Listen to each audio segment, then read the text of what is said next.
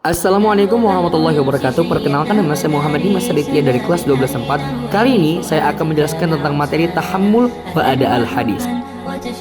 Apa itu tahammul dan apa saja ciri-cirinya? Tahammul secara bahasa adalah merupakan masdar dari fi'il madhi tahammala yang artinya menanggung atau membawa.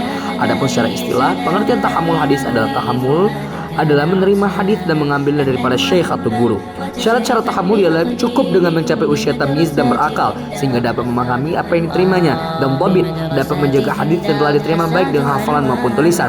Menurut mayoritas ulama, menerima hadis tidak disyaratkan sudah balik, namun boleh ketika masih kecil dan sudah tamyiz. Metode-metode dalam tahammul hadis. Setidaknya ada 8 metode pengambilan hadis dari seorang rawi sebagai berikut.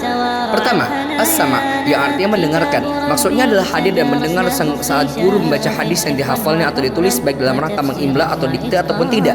Metode ini seperti halnya ceramah. Seorang guru menyampaikan hadis dan murid aktif mendengarkan. Dan menurut mayoritas ulama, ini merupakan metode yang tertinggi dalam tahammul daripada metode pengambilan hadis yang lain. Membaca di hadapan guru. Metode ini juga bisa disebut dengan al-'ardu. Dalam metode ini, seorang murid membacakan hadis di hadapan guru, baik dari hafalannya maupun dari tulisannya. Sedangkan guru mendengarkan dengan saksama sambil mengoreksi dengan bertendensi pada hafalan atau tulisannya.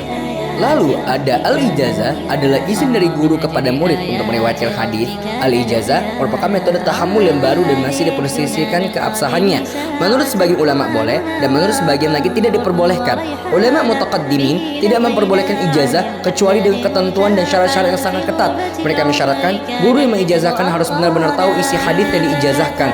Tulisan yang ada pada kitab si murid harus diperlihatkan pada gurunya, dan orang yang menerima ijazah merupakan orang yang berilmu dan dapat dipercaya sehingga hadis yang diijazahkan tidak disia-siakannya.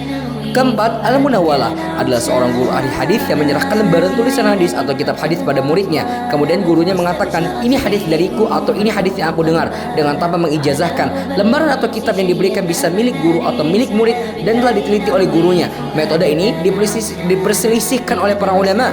Ada yang mengatakan boleh, ada yang mengatakan tidak boleh. Al-Mukatabah adalah seorang ahli hadis yang menulis sendiri sebagian hadis atau menyuruh orang lain. Kemudian, tulisan tersebut diberikan murid yang hadir di majelis atau dikirim kepada orang yang tidak ada di majelis melalui orang yang dapat dipercaya. Lalu ada i'lamus syekh, adalah seorang guru memberitahu muridnya bahwa hadis ini atau kitab ini termasuk yang dia riwayatkan dan dia telah mendengarkan dari fulan dengan tanpa ada ketegasan memberi ijazah. Lalu ada al-wasiyah, adalah seorang guru sebelum berpergian atau sebelum meninggal berpesan agar kitab yang ia riwayatkan diberikan kepada seseorang dengan riwayat darinya. Metode ini merupakan metode terlemah dibandingkan metode tahammul lainnya. Lalu yang terakhir ada al-wijadah, adalah seseorang menemukan tulisan hadis dengan tanpa mendengarkan ataupun diijazahi, dan dia mengetahui bentuk tulisannya merupakan tulisan seorang yang ia kenal. Semisal ada seseorang menemukan tulisan dan ia dapat memastikan jika itu merupakan tulisan si fulan karena ia mengenalnya, ataupun ia tidak mengenalnya akan tetapi ada saksi dari pakar tulisan atau bentuk tulisannya sangat masyhur. Apa itu ada dan apakah ciri-cirinya? Ada secara bahasa artinya melaksanakan, membayar atau menyampaikan. Sedangkan pengertian secara istilah adalah meriwayatkan hadis dan menyampaikannya kepada orang yang mencarinya.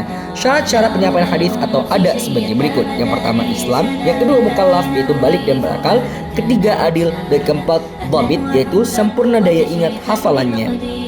Metode-metode adaul hadis. Tahammul dengan as-sama', yaitu yang pertama sami'tu, aku mendengar. Kedua haddatsani, itu fulan mengabarkan padaku. Lalu ketiga akhbarani atau amba'ani, yaitu fulan mengabarkan padaku. Dan yang keempat ila qalali atau zakarani, fulan berkata kepadaku. Kedua, tahammul membaca di hadapan guru. Yang pertama ila qara'tu ala fulan, aku membaca di hadapan fulan. Kedua, quri'a ala fulan wa ana asma', dibaca di hadapannya dan aku mendengarnya. Ketiga ialah haddatsana atau akhbarana qira'atan alaihi, atau fulan mengabarkan kepadaku dengan aku membaca di hadapannya. Haddatsana atau akhbarana artinya fulan memberitakan kepadaku. Tahammul dengan al-ijazah. Yang pertama akhbarana fulana ijazatan, fulan mengabarkan kepadaku dengan ijazah. Yang kedua akhbarani fima ajazani fulan, fulan mengabarkan dengan mengijazahkan kepadaku. Lalu tahammul dengan munawala, akhbarana fulan munawala, fulan mengkhabarkan dengan munawala. Yang terakhir ialah akhbarana fima nawalani wa ajazani, fulan mengkhabarkan dengan memberi dan mengijazahkan kepadaku. Lalu tahammul dengan al-mukatabah, contohnya kataba ila fulan qala, fulan mengirim tulisan kepadaku dan berkata. Lalu tahammul dengan i'lamus syekh, yaitu dengan contoh perkataan fima a'lamani syekhi anna fulana ahaddatsahu. Guruku memberitahu bahwa fulan telah menghabarkan. Lalu tahammul dengan al-wasiyah, yang ini dua jenis. Akhbarana fulana bil wasiyah, fulan memberitakan kepadaku dengan wasiat. Lalu yang kedua, wajadtu fima usi ilayya fulan, saya menemukan dalam wasiatnya fulan. Lalu yang terakhir, tahammul dengan al-wijadah, yaitu dengan contoh perkataan wajadtu fi kitab fulan, saya menemukan dalam kitabnya si fulan. Oke, mungkin cukup sekian dari penjelasan dari saya. Bila ada salah saya minta maaf kepada Allah. Saya meminta ampun. Syukran ala musyahadatikum wa ala ihtimaminkum. Assalamualaikum warahmatullahi wabarakatuh.